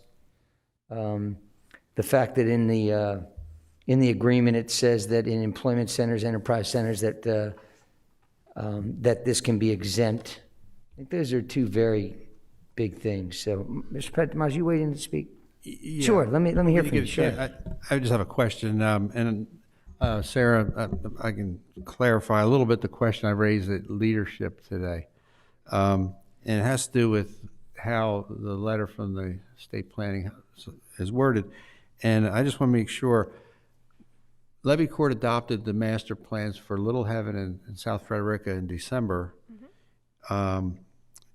When I read the comments regarding the exemption for the master plan areas, it says in a couple different locations, areas with adopted and certified master plans will be exempt. And then further down it says the employment centers in Little Heaven and the air cargo area would be exempt once the master plans are completed, adopted, and certified. Mm-hmm. And then it says the same goes for South Frederica master plan when it is completed, adopted, and certified. And the question I have is, are we through the process now with the master plans as far as all of that, or do we still have a step with certification? Right. I actually, right after leadership, I reached out to Connie and asked that question directly and said, you know, did we misunderstand? We thought we were finished. And she was like, she confirmed almost immediately that we are correct. They're adopted. We've met that standard. Right. I think some of the confusion might be that letter was written in the summer when we were still talking about those being an actual amendment to the comprehensive plan. Okay. And that changed. So that could be the misunderstanding from them. Okay. Great. Thank you. Mm-hmm. Appreciate it. Thank you, Mr. Buxton. The commissioners, any other comments? Well, the bad news is I had one other question related to the bullets. I can't find it, so it's good news for you guys. What's up, bud? Oh, Commissioner Angel. Oh, you're going to give me more time to find it? That's fine. Ms. Kiefer, just I'm reading this, and what I just heard, I just want to make sure I'm understanding this, but what I'm just reading now is the employment centers will not be exempt, but it should be noted that Little Heaven Air Cargo Employment Centers will soon be exempt once the master plans are currently under development for those areas are completed, adopted, and certified. In addition, the South Frederica area will be exempt as well once the master plan for that area is completed. I thought we already did that, what Mr. Petimaj just said last month. The letter was written in the summer. I'm sorry? The letter predates adoption of those plans. Okay. Thank you. Yeah, found it, but we're good. We're good. Let's move on. All righty. Any more questions, comments? I appreciate your time, and this, Ms. Kiefer, your time also, Mr. Pettit Damage. Show of hands in support to move this on. We're at 7-0. I appreciate you. Thank you. That brings my committee to an end. Any public comments? If there are any callers on the line that wish to address this item, star 1 on your phone will bring you into the meeting.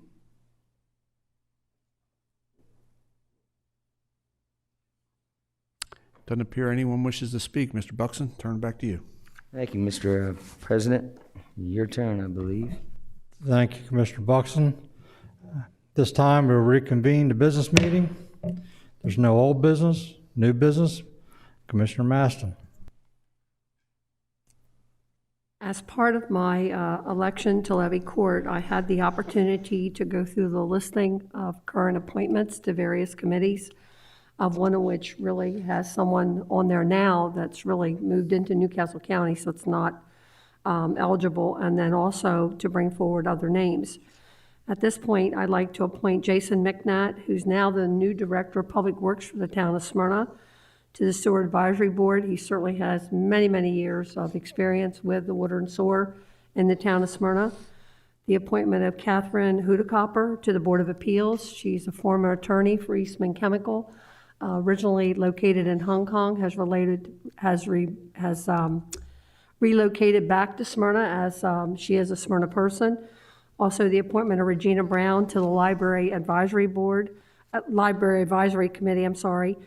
She currently is on the board for the Duck Creek Regional Library. She was also part of the Friends of the former Smyrna Library. All three individuals are well-skilled to meet the qualifications for these positions. Thank you. So you'll be making a motion for Jason McNabb for Sewer Advisory Board. Is that your motion? Yes, sir. All right, need a second on? Second.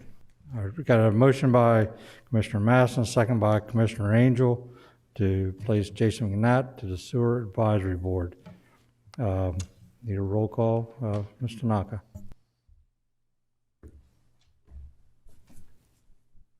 Mr. Angel? Yes. Mr. Buxton? Yes. Mr. Hall? Yes. Mr. Howell? Yes. Mrs. Maston? Yes. Mr. Sweeney? Yes. Mr. Pepper? Yes. Mr. President, roll call reveals 7 yeas. Thank you. Roll call reveals Jason McNatt is new member of the Sewer Advisory Board. Number 2, Catherine Hudekopper. Yes. No, you need a motion. Sorry. We need to take a vote of each one of these. I apologize. That's okay. I'd like to make a motion to appoint Catherine Hudekopper to the Board of Appeals. Second. Second. Okay, motion by Commissioner Maston. I believe the first second came from Commissioner Angel for the appointment to the Board of Appeals. Mrs. Tanaka. Mr. Angel? Yes. Mr. Buxton? Yes. Mr. Hall? Yes. Mr. Howell? Yes. Mrs. Maston? Yes. Mr. Sweeney? Yes. Mr. Pepper? Yes. Mr. President, roll call reveals 7 yeas. We have a new member to the Board of Appeals, Catherine Hudekopper. Is that how you pronounce that? Okay, item number 3, need a motion for Regina Brown. I'd like to make the motion to appoint Regina Brown to the Library Advisory Committee. Second. Second. Thank you. Motion by Commissioner Maston, first second came from Commissioner Buxton. Mrs. Tanaka. Mr. Angel?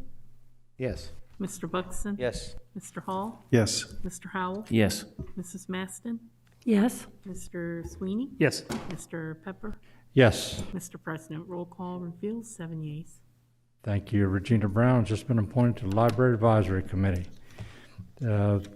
Next item, Mrs. Maston, the Frederica Park proposal.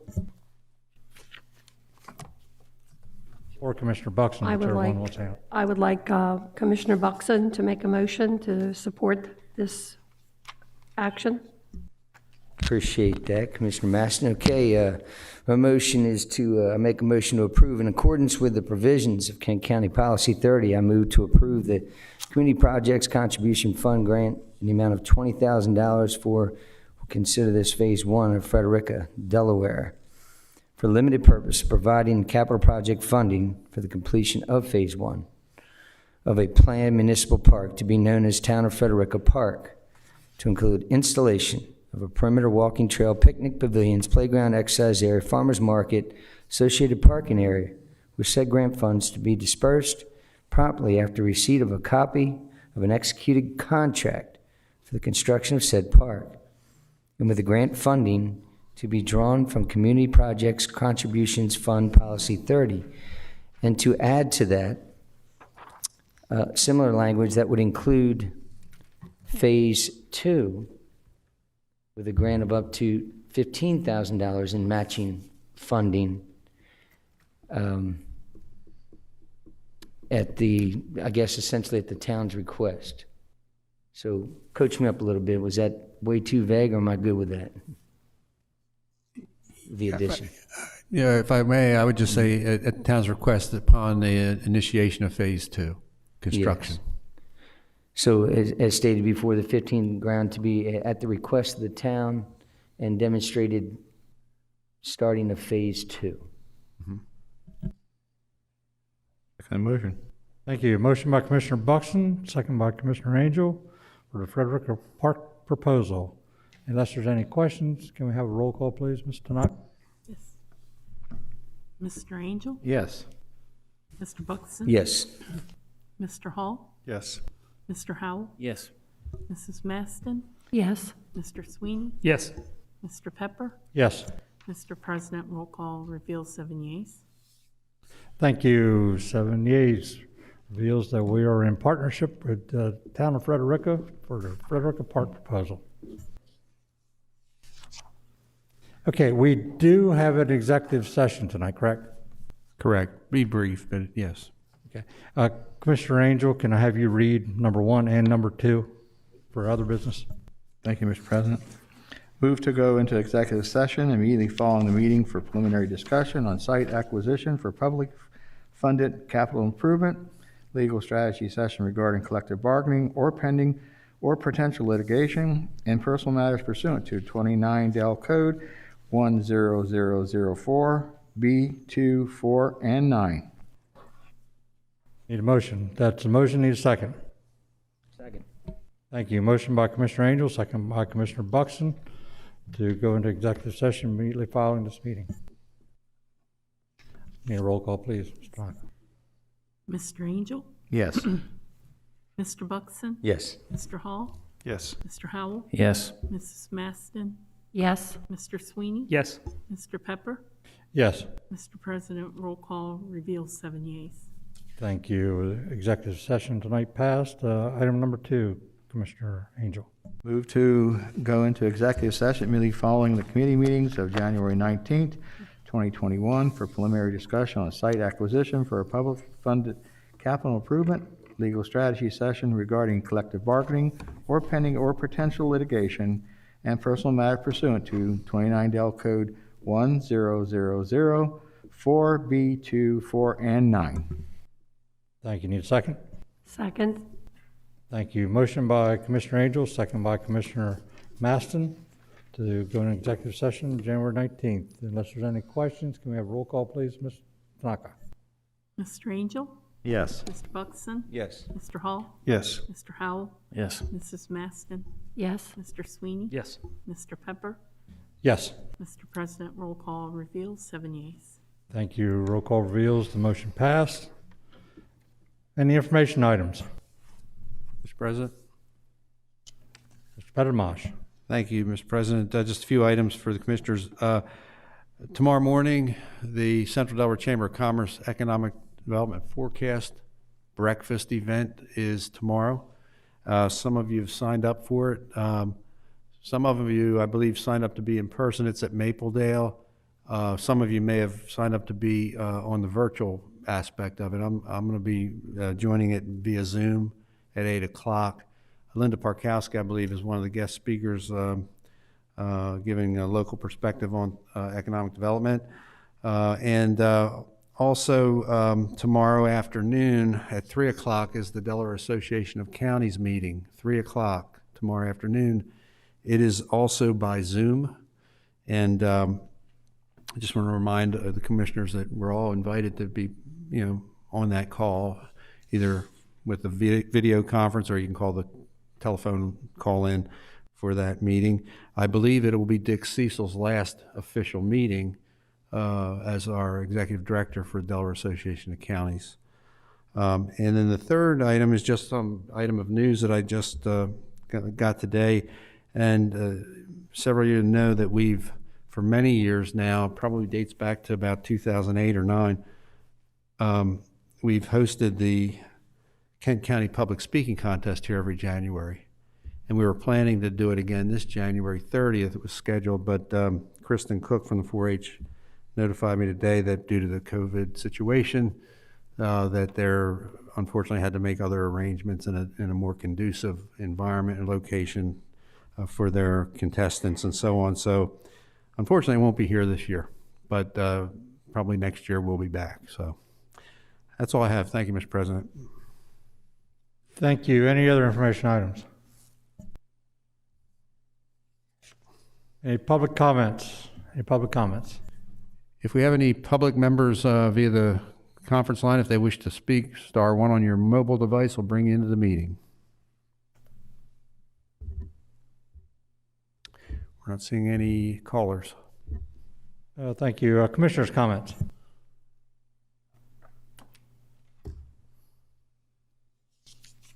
Commissioner Maston, you did an excellent job tonight. And before it's too long, you'll be running the show. So, good job. You're a great group to work with. Trust me, I'll learn all this. Okay, need a motion to adjourn. Adjourn into executive session, Mr. President. Second. Thank you. Motion by Commissioner Angel, second by Commissioner Maston to have an executive session immediately following, which we will not be returning. Mr. Naka, can we have roll call, please?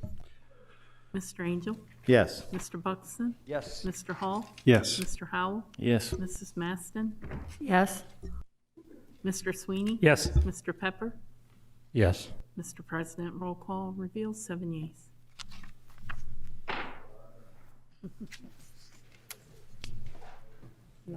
Clock.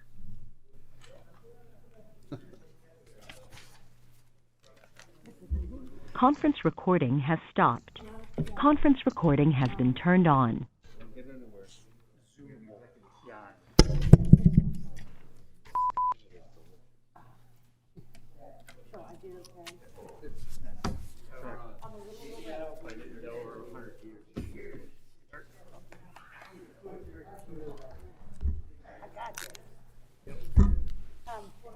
Okay, so